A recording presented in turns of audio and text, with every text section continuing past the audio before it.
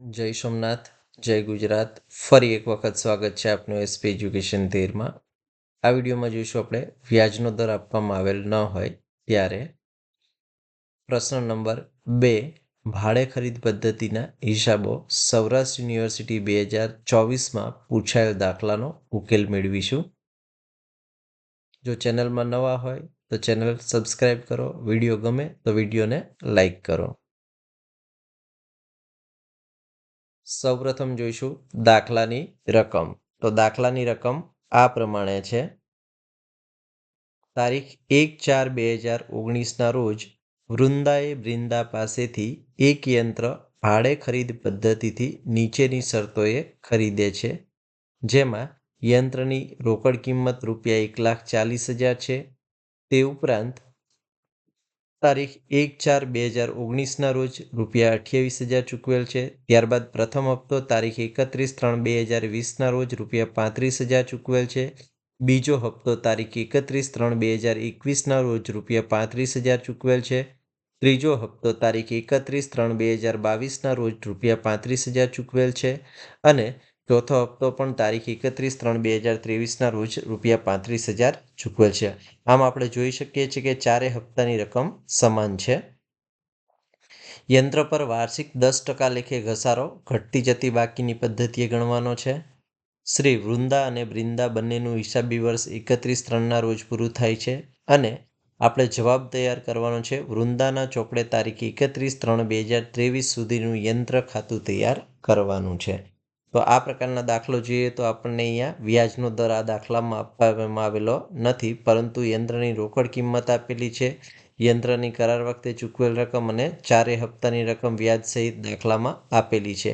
આવા સંજોગોમાં ચારે હપ્તાની રકમ વત્તા કરાર કિંમત કરીએ તો આપણને કુલ કરાર કિંમત મળશે અને કુલ કરાર કિંમતમાંથી આપણે રોકડ કિંમત બાદ કરીએ તો વ્યાજની રકમ મળે. તો આપણે બધી ગણતરીઓ એક પછી એક કરીશું.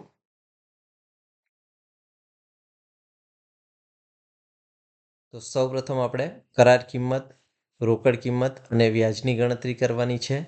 તો દાખલામાં કુલ કરાર કિંમત અને વ્યાજની ગણતરી કરીશું તો મિલકતની રોકડ કિંમત અને કરાર કિંમત. દાખલામાં આપણને કરાર કિંમત છે એ વ્યાજ સહિત આપવામાં આવેલ છે. તેથી આપણે વ્યાજ શોધવું હોય તો વ્યાજ બરાબર કરાર કિંમત માઇનસ રોકડ કિંમત થાય. આ કુલ વ્યાજની રકમ ને દરેક હપ્તા સમયે બાકી રહેતી કરાર કિંમતમાં ફાળવવામાં આવે તો દરેક હપ્તામાં કેટલું વ્યાજ છે એ આપણને મળશે. તો પહેલાં આપણે કુલ વ્યાજની ગણતરી કરવી હોય તો પહેલાં કુલ વ્યાજનું સૂત્ર મૂકીશું. કુલ વ્યાજ બરાબર કરાર કિંમત માઇનસ રોકડ કિંમત. હવે દાખલાની કરાર કિંમત આપણે શોધીએ તો કરાર કિંમત બરાબર કરાર વખતે ચૂકવેલ રકમ વત્તા હપ્તાની રકમ. તો દાખલામાં આપણે જોયું કે કરાર વખતે 1/4/2019ના રોજ 28,000 ચૂકવ્યા છે. ત્યારબાદ 4 વાર્ષિક હપ્તાઓ 35,000 લેખે આપણે દર વર્ષે ચૂકવ્યા છે. તો 35,000 ગુણ્યા 4 કરીશું તો 1,40,000 મળશે. 28,000 વત્તા 1,40,000 કરીશું તો કરાર કિંમત મળશે આપણને ₹1,68,000. હવે દાખલામાં આપણને રોકડ કિંમત આપેલી છે તો વ્યાજ આપણને મળી શકે. તો સૂત્ર આપણે મૂકીશું. કુલ વ્યાજ બરાબર કરાર કિંમત માઇનસ રોકડ કિંમત. તો કરાર કિંમત છે 1,68,000 માઇનસ રોકડ કિંમત થશે 1,40,000. તો વ્યાજની રકમ મળશે આપણને ₹28,000. તો આ 28,000 વ્યાજ આપણને મળી ગયું છે. હવે દરેક હપ્તામાં કેટલું વ્યાજ છે તેની ગણતરી કરીશું અને દરેક હપ્તામાં રોકડ કેટલી છે તેની પણ ગણતરી કરીશું.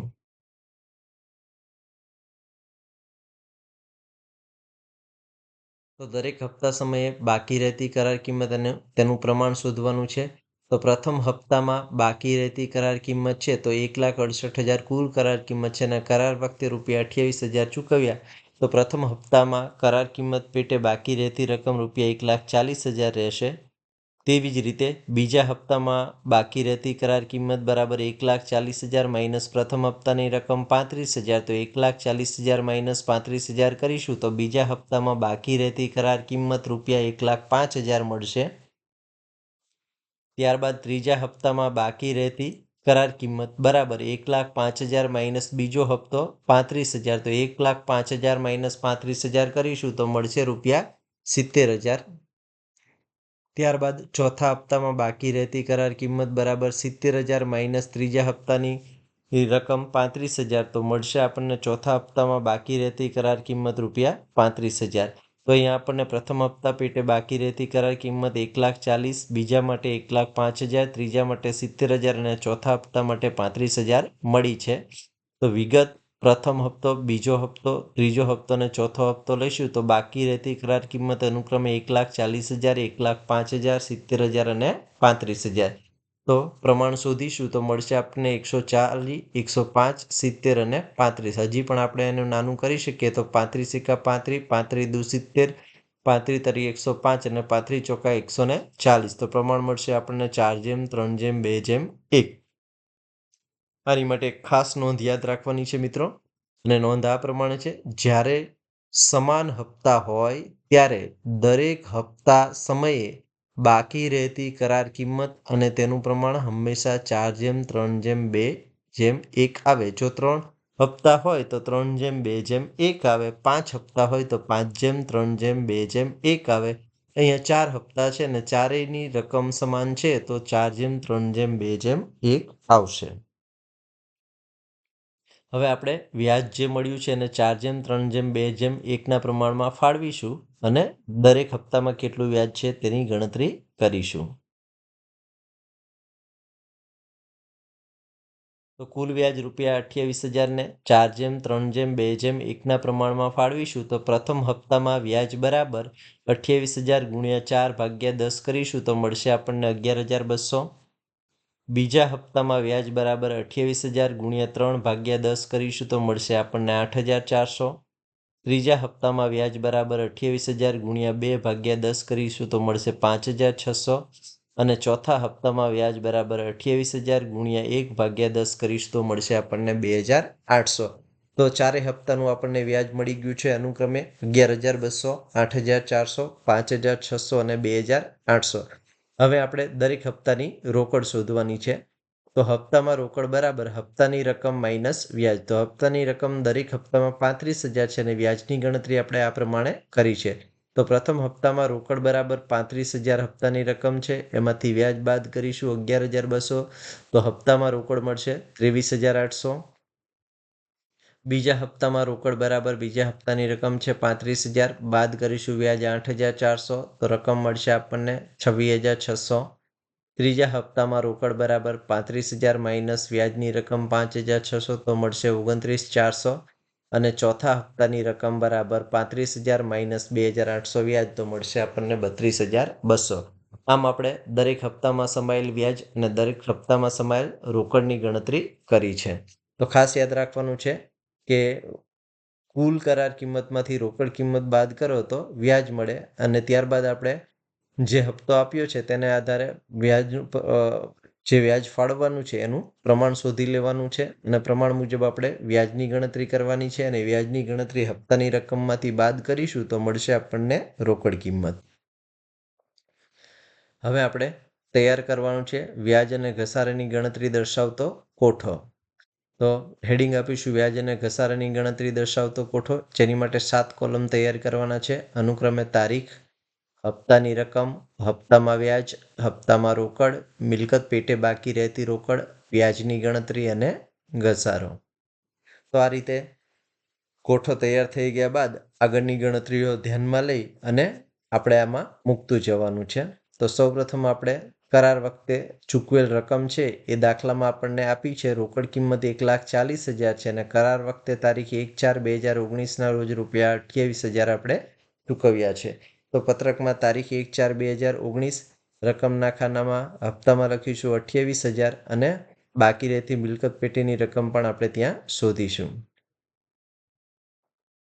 તો વ્યાજ અને ઘસારાની ગણતરી દર્શાવતો કોઠો તૈયાર કર્યો છે. તારીખમાં લખીશું 1/4/2019, હપ્તાની રકમ ₹28,000, હપ્તામાં વ્યાજ હશે નહીં એટલે ડેશ માટે હપ્તામાં રોકડ થશે 28,000. વર્ષની શરૂઆત છે એટલે વ્યાજની ગણતરી પણ કરવાની નથી અને ઘસારાની ગણતરી પણ કરવાની નથી અને મિલકત પેટે બાકી રહેતી રોકડ પણ આપણે દર્શાવવાની નથી. તો કરાર વખતે ચૂકવેલ રકમ આપણે કોઠામાં દર્શાવી દીધી છે.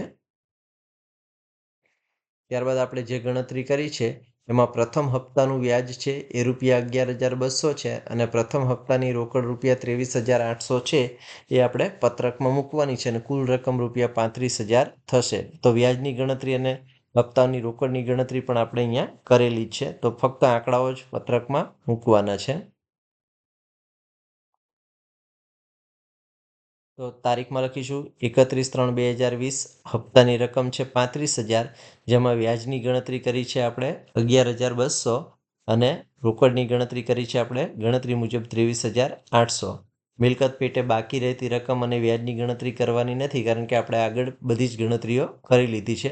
ઘસારો ગણીશું તો 1,40,000ના 10% લેખે 14,000 રહેશે. તો 1,40,000માંથી 14,000 બાદ કરીશું તો બાકી રહેતી રકમ મળશે આપણને 1,26,000, જે આગળના વર્ષનો ઘસારો ગણવા માટે આપણને ઉપયોગી સાબિત થશે.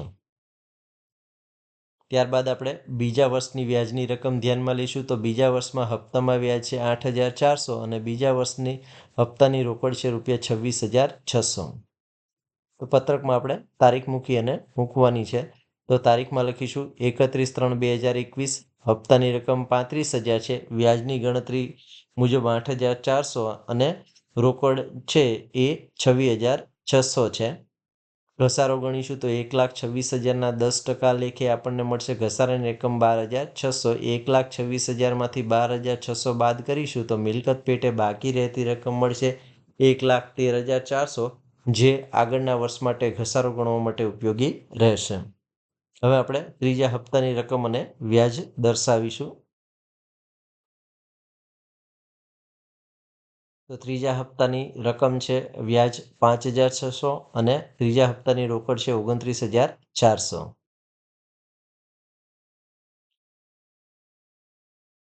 તો તારીખમાં લખીશું 31/3/2022 35,000, વ્યાજની રકમ 5,600. 35,000 માઇનસ 5,600 કરીશું તો હપ્તામાં રોકડ મળશે આપણને 29,400, જે આપણે શોધી છે. 1,13,400ના 10% કરીશું તો ઘસારાની રકમ મળશે 11,340.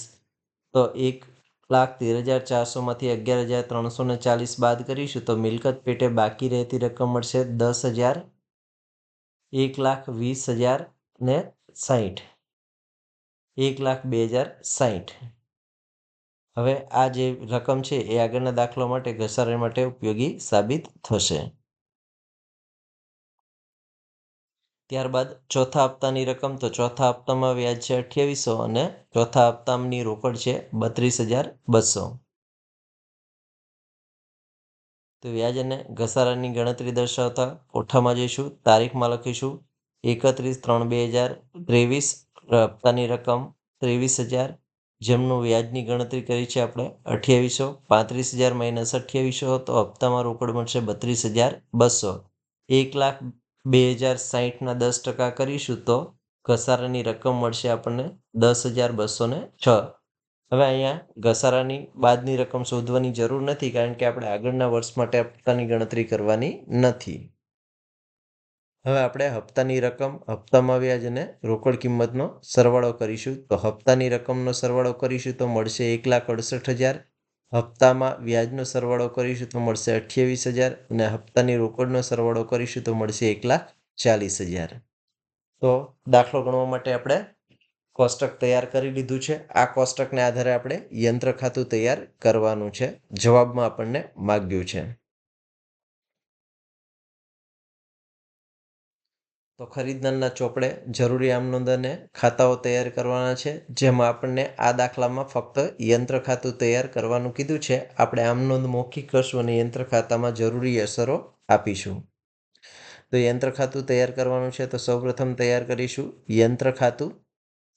તો યંત્ર ખાતું ઉધાર અને જમા. ઉધાર બાજુ તારીખ, વિગત, રકમ, તારીખ, વિગત અને રકમ દર્શાવીશું. તો આ રીતે યંત્ર ખાતું આપણે તૈયાર કરી લેવાનું છે. યંત્ર ખાતું તૈયાર થઈ ગયા બાદ આપણે જે આગળની ગણતરી કરી છે એ કોષ્ટકને આધારે આપણે યંત્ર ખાતામાં અસરો આપવાની છે. તો કોષ્ટકમાં આપણે જઈશું.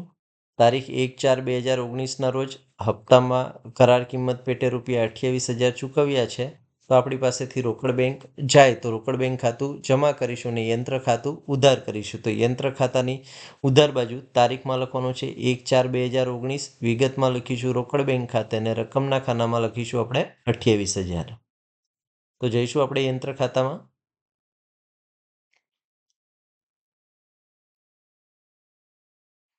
તો યંત્ર ખાતામાં તારીખ 1/4/2019, વિગતમાં બેંક ખાતે અને રકમ ₹28,000. હવે કરાર કિંમત પછી પ્રથમ હપ્તો ચૂકવવા પાત્ર થાય ત્યારે તો પ્રથમ હપ્તામાં જ્યારે રકમ ચૂકવાય ત્યારે ફક્ત આપણે રોકડની રકમ જ ધ્યાનમાં લેવાની છે. તો કે 31/3/2020ના રોજ હપ્તામાં રોકડ આપણે ચૂકવવાની છે ₹23,800 અને 23,800 ચૂકવીએ છીએ અને સામે પક્ષે લેનાર વૃંદા છે તો એનું ખાતું આપણે ઉધાર જમા કરવાનું છે અને યંત્ર ખાતું ઉધાર કરવાનું છે. તો યંત્ર ખાતાની ઉધાર બાજુ આપણે દર્શાવવાનું છે. તો આમ નોંધ આપણે લખીએ તો શું થાય તો કે યંત્ર ખાતે ઉધાર તે બ્રિંદા ખાતે જમા. તો યંત્ર ખાતાની ઉધાર બાજુ તારીખમાં લખીશું 31/3/2020, વિગતમાં લખીશું બ્રિંદા ખાતે અને રોકડ રકમ ચૂકવી છે આપણે 23,800. તો રકમના ખાનામાં લખીશું 23,800 પ્રથમ હપ્તા પેટે. પ્રથમ હપ્તાની રકમ ચૂકવાઈ જાય પછી આપણે ઘસારાની અસર યંત્ર ખાતામાં આપવાની છે.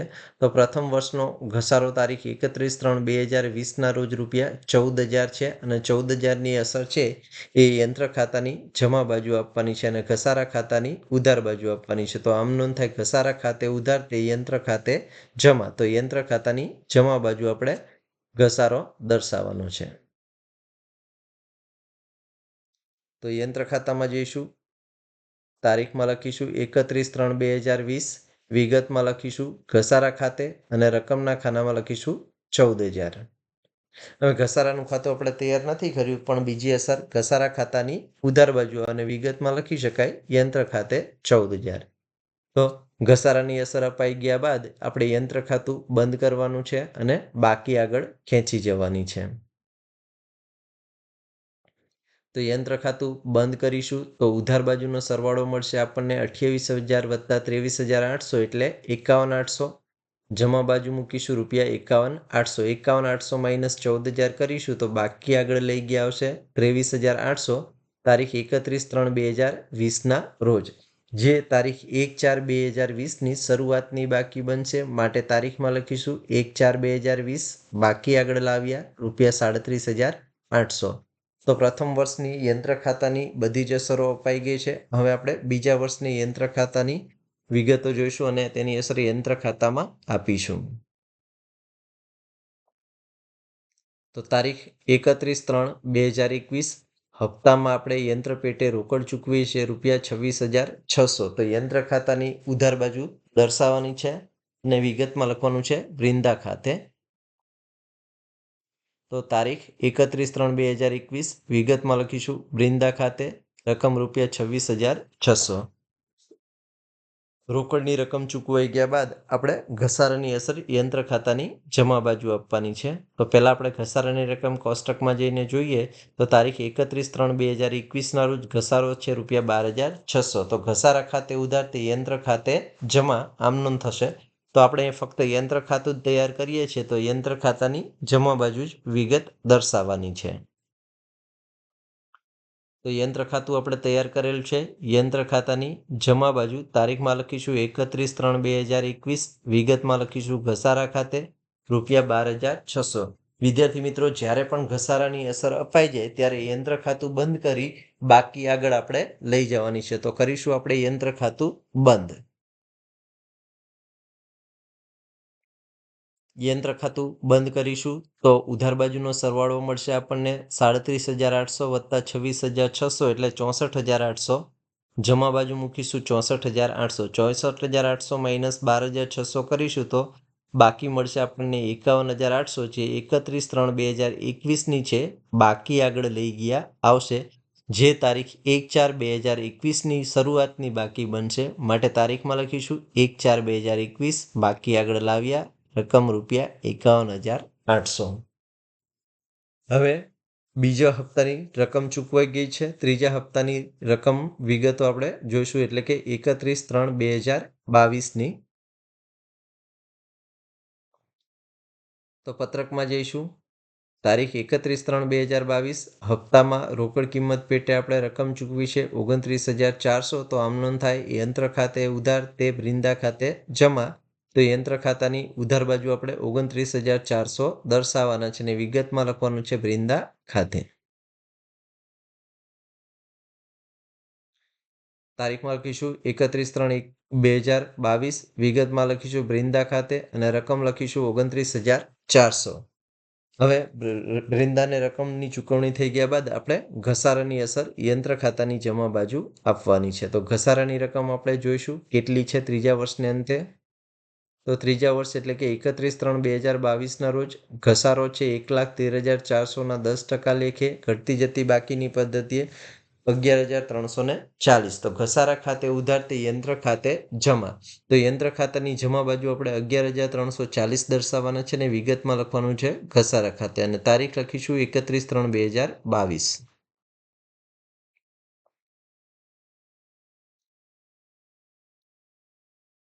યંત્ર ખાતાની જમા બાજુ તારીખમાં 31/3/2022, વિગતમાં લખીશું ઘસારા ખાતે રકમ 11,340. વળી પાછું આપણે ખાસ યાદ રાખવાનું છે કે ઘસારાની અસર અપાઈ ગયા બાદ યંત્ર ખાતું બંધ કરી બાકી આગળ આપણે લઈ જવાની છે. તો ઘસારાની અસર આપ્યા બાદ યંત્ર ખાતું બંધ કરીશું. તો યંત્રના ઉધાર બાજુનો સરવાળો 51,800 વત્તા 29,400 તો મળશે આપણને 81,200. જેને જમા બાજુ મૂકીશું આપણે 81,200. 81,200 માઇનસ 11,340 કરીશું તો તફાવત મળશે આપણને 69,860. જે તારીખ 31/3/2022ની આખરની બાકી છે માટે બાકી આગળ લઈ ગયા આવશે. જે તારીખ 1/4/2022ની શરૂઆતની બાકી બનશે માટે બાકી આગળ લાવ્યા 69,860. હવે ત્રીજા વર્ષ એટલે કે ત્રીજો હપ્તો ચૂકવાઈ ગયો છે. ચોથા હપ્તાની ચૂકવણી કરીશું અને તેની અસર આપણે યંત્ર ખાતામાં આપીશું.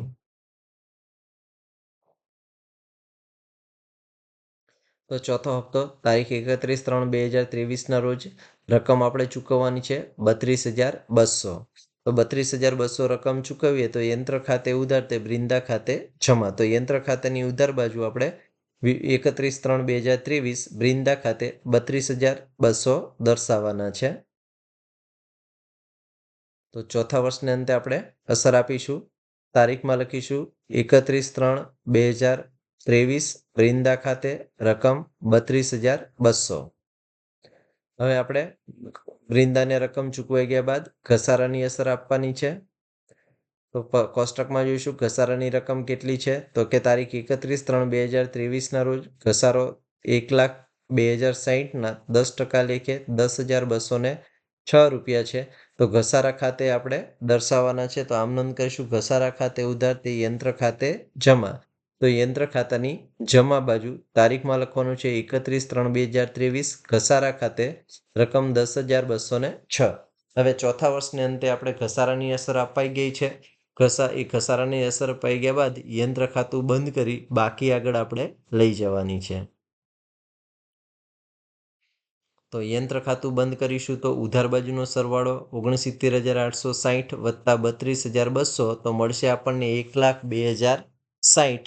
જેને જમા બાજુ મૂકવાનો છે 1,02,060. 1,02,060 માઇનસ 10,206 કરીશું તો બાકી આગળ લઈ ગયા આવશે 91,854. જે તારીખ 31/3/2024ની આખરની બાકી રહેશે માટે વિગતમાં લખીશું બાકી આગળ લઈ ગયા. જે તારીખ 1/4/2023ની શરૂની બાકી બનશે એટલે તારીખમાં લખીશું 1/4/2023 બાકી આગળ લાવ્યા રકમ 91,854. તો આવી રીતે આપણે ફક્ત યંત્ર ખાતું તૈયાર કરવાનું હોય ત્યારે જે રકમ આપણે ખરીદનારને ચૂકવીએ છીએ એ વેચનારને એની રકમ અને એ પણ ફક્ત રોકડમાં ચૂકવેલ રકમ ધ્યાનમાં લેવાની છે અને ઘસારાની રકમ ધ્યાનમાં લેવાની છે. ચૂકવેલ રકમ યંત્ર ખાતાની ઉધાર બાજુ દર્શાવવાની છે અને ઘસારાની રકમ છે એ યંત્ર ખાતાની જમા બાજુ દર્શાવવાની છે. જ્યારે પણ રકમ ચૂકવાઈ જાય અને ઘસારાની અસર અપાઈ જાય ત્યારે યંત્ર ખાતું બંધ કરી બાકી આગળ લઈ જવાની આવશે. તો આ છે એ સૌરાષ્ટ્ર યુનિવર્સિટી 2024માં પૂછાયેલ દાખલાનો ઉકેલ છે, જેમાં ફક્ત યંત્ર ખાતું તૈયાર કરવાનું આપણને કહ્યું હતું. કારણ કે દાખલામાં વ્યાજનો દર આપેલ ન હતો, તો વ્યાજનો દર ન આપેલ હોય તેવા સંજોગોમાં આપણે આગળ મુજબ ગણતરી કરવાની છે વ્યાજ અને હપ્તામાં સમાયેલ રોકડની. જો વિડીયો ગમ્યો હોય તો વિડીયોને લાઈક કરો, લિંકને મિત્રો સાથે શેર કરો, ચેનલમાં નવા હોય તો ચેનલ સબસ્ક્રાઈબ કરો. જય સોમનાથ, જય ગુજરાત, થેન્ક યુ.